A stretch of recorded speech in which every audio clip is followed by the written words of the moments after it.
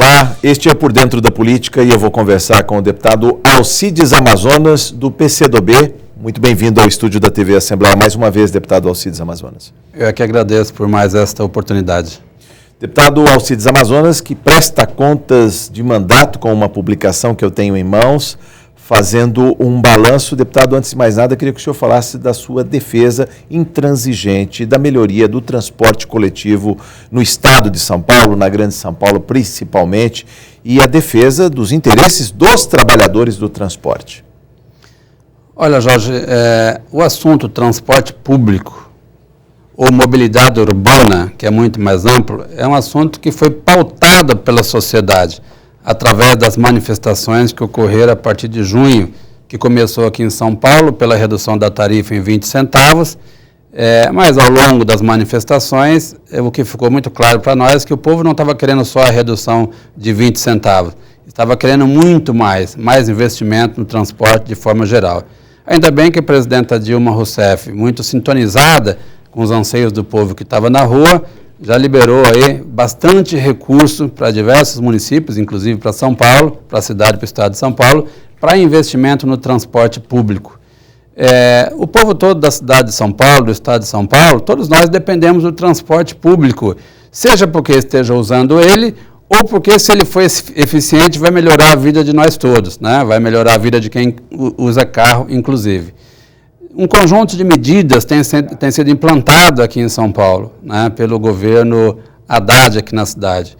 Quando eu fui vereador, eu fui o relator do projeto que criou o bilhete único, eu ajudei na criação dos corredores de ônibus em São Paulo, eu fiz a lei que garante o emprego dos trabalhadores no sistema de transporte, me refiro aqui aos cobradores de ônibus. Aliás, esse mesmo projeto, que eu garanti 22 mil empregos de ônibus em São Paulo, eu apresentei também aqui na Assembleia Legislativa de São Paulo. Mas, lamentavelmente, o governador do estado, Geraldo Alckmin, ele vetou o nosso projeto que garantiria o emprego desses profissionais. E o projeto não era só para garantir o emprego, é que o cobrador de ônibus, ele não é um mero passador de troco, ele é um agente social dentro do ônibus que auxilia o motorista, que auxilia a população, uma senhora grávida, uma pessoa obesa, ele dá informações, principalmente nessa época que muitos turistas vão visitar aqui o nosso país, a cidade de São Paulo. Então, o cobrador de ônibus é essencial dentro do coletivo, mas não é dessa forma que o governador entendeu e vetou esse projeto. Espero inclusive, que no próximo... sinalizando manobras do motorista, principalmente nos biarticulados, a presença física do cobrador é essencial, deputado. Exatamente. Aliás, o motorista, ele não pode ter dupla função, dirigir e cobrar. Nós já tivemos diversos acidentes com vítimas fatais em São Paulo e em outros estados, provocado em função do motorista que estava desatento, porque estava conversando com o passageiro ou porque estava passando troco. Então, logo, a permanência desse profissional dentro do coletivo, ele ajuda a melhorar a qualidade do sistema de transporte. Mas nós não ficamos por aí, né? Eu criei aqui na Assembleia a Frente Parlamentar em Defesa dos Trabalhadores em Transportes. Fizemos aqui muitos debates junto aos trabalhadores dos ônibus, mas também os profissionais que atuam no sistema metroviário. Ou seja, pela minha trajetória, né, de já ter trabalhado de cobrador de ônibus, de motorista e ter atuado no sindicato dos motoristas, essa questão, esse tema transporte público é um tema que a gente pautou aqui na Assembleia, fizemos muitos debates, continuamos fazendo e certamente eu dei aqui a minha cota de contribuição para melhorar o sistema, apontando soluções para o governo do estado, para o governo do município, da cidade e outros municípios no estado como um todo. Deputado Alcides Amazonas, e sobre o transporte metroferroviário na macrometrópole aqui, na região metropolitana de São Paulo, o interesse que tem o governo do estado em expandir os limites do metrô, em melhorar os trens da CPTM, e há, inclusive nessa casa, muita preocupação com relação aos gastos que são feitos nessa expansão, na maneira como está ocorrendo a expansão. Inclusive o senhor é signatário de uma CPI do metrô, da CPTM aqui nessa casa. É verdade. Uma cidade do tamanho de São Paulo, né, que emendou aqui com diversos outros municípios, portanto, não é possível mais pensar o transporte público só pensando na capital. É preciso ter um plano, né, diversos planos já foram apresentados, mas a execução desses planos é que deixou a desejar. É um plano que envolve toda a região metropolitana, que pode ser integrado através de padronização do sistema, da padronização da frota, através do bilhete único, que foi criado na gestão da Marta Suplicy em São Paulo, mas que agora veio a sua versão no governo Haddad, a sua versão mensal, né? E essa parceria com o governo do Estado, que está sendo feita também, para que o bilhete único mensal também possa ser utilizado no sistema metroviário. Portanto, infelizmente, uma coisa precisa ser dita, né? O sistema de metrô em São Paulo, que hoje tem aí pouco mais de 70 quilômetros, deixa muito a desejar.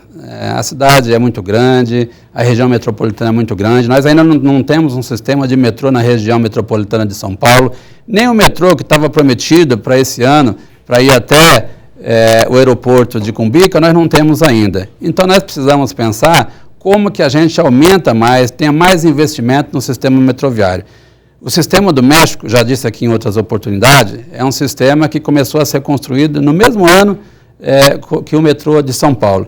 Lá já tem mais de 200 quilômetros de metrô e nós estamos com um pouco mais de 70 quilômetros. Isso mostra que nós ficamos parados no tempo quando se diz investimento no sistema metroviário. Mas não é só o sistema metroviário, você tem outros sistemas também que é eficiente, que pode ser implantado, como o monotrilho, né? Como os ônibus biarticulados, como o sistema de trólebus em São Paulo. Infelizmente é um outro tipo de transporte. Aliás, eu já trabalhei de motorista de ônibus elétrico em São Paulo. São Paulo já chegou a ser uma das maiores frotas de ônibus elétricos do mundo. Exatamente. 555 carros, se não me engano, na gestão Marta Suplicy. Exatamente. E isso ficou relegado para segundo plano. O número de ônibus elétricos caiu e é um sistema eficiente, que não polui, né? Exatamente. Então, acho que a gente deveria também investir mais, gastar mais recursos investindo em ônibus que não poluem o meio ambiente, a exemplo dos trólebus que funcionam na cidade de São Paulo. Por que tanta dificuldade em melhorar a infraestrutura da região metropolitana? Eu digo isso, deputado, porque existem obras concomitantes, ou seja, rodoanel,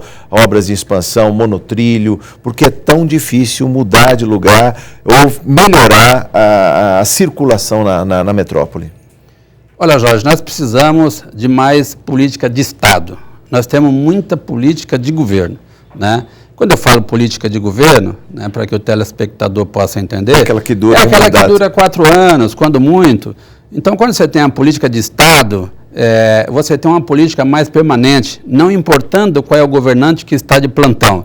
Então, a gente precisava ter mais política de Estado, envolvendo a região metropolitana, envolvendo as prefeituras, numa parceria ampla do governo do Estado com esses municípios. E também o governo federal. Eu acho que falta isso, né? Uma articulação entre os entes da federação. Exatamente. O governo municipal, os governos municipais, o governo do Estado de São Paulo e o governo federal, deputado. Exatamente. Na hora que você envolve os 3 níveis de governo e também, por que não dizer, a iniciativa privada, né, para financiar também, porque as indústrias, as redes bancárias, a indústria da construção civil, os profissionais que trabalham aí no comércio, que andam de ônibus, esses empresários são beneficiados com o seu trabalhador que está sendo transportado. Qual é a sua cota de contribuição que ele dá para que o sistema possa melhorar? Será que esses empresários não precisariam ser taxados de alguma forma para ajudar a melhorar o sistema, para que o seu funcionário chegue no trabalho mais descansado, né? Dessa forma ele vai produzir mais, dessa forma ele vai trabalhar mais satisfeito? Eu acho que precisa, então, de um amplo movimento envolvendo todos os setores, não só do governo, mas também da sociedade civil organizada, principalmente dos empresários, para que a gente possa comprometer a todos com o objetivo de melhorar cada vez mais o sistema de transporte em São Paulo.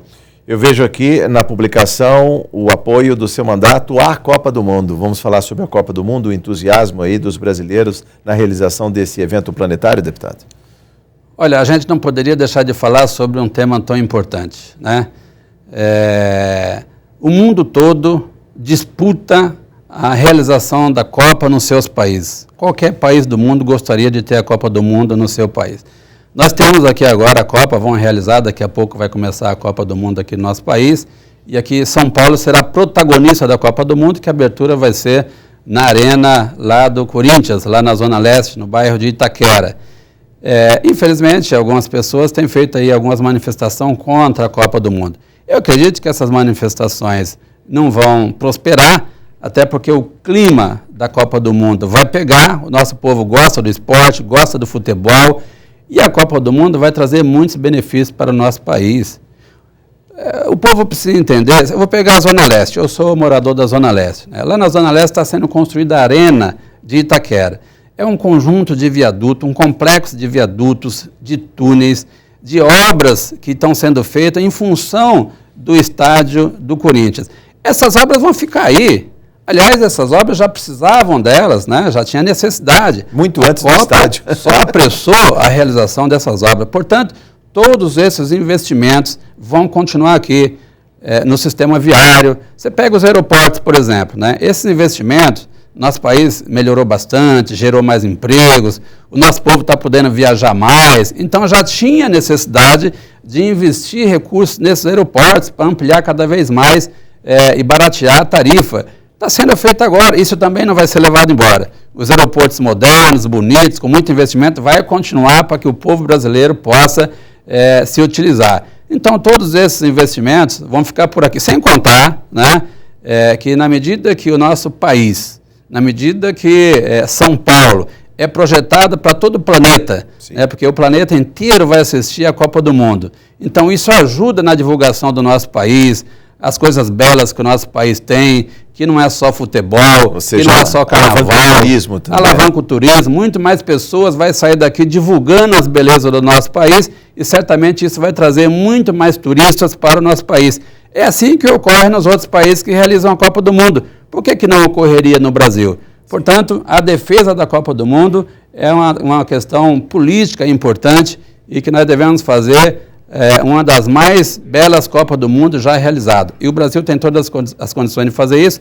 Aliás, o Brasil está preparado para realizar grandes eventos e já demonstrou isso, né? Isso deve ocorrer também em 2016, quando nós formos realizar as Olimpíadas em 2016 lá no Rio de Janeiro, mas que vai ter impacto em todo o Brasil, certamente aqui em São Paulo também. Da Copa do Mundo para a área da saúde, o mandato em revista aqui mostra na página 10, trabalho pela reabertura do Hospital Sapopembinha, melhorias no atendimento de especialidades. Na página 11 eu vejo a questão dos combustíveis, combustível automotivo, gás de cozinha, outra bandeira do seu mandato, não é, deputado?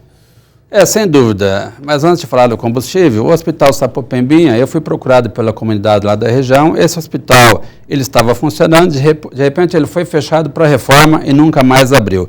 Eu então, junto com a comunidade local, organizada, nós iniciamos então as tratativas com o governo do estado para fazer com que aquele hospital pudesse acelerar a sua reforma e ser reaberto. Isso está garantido.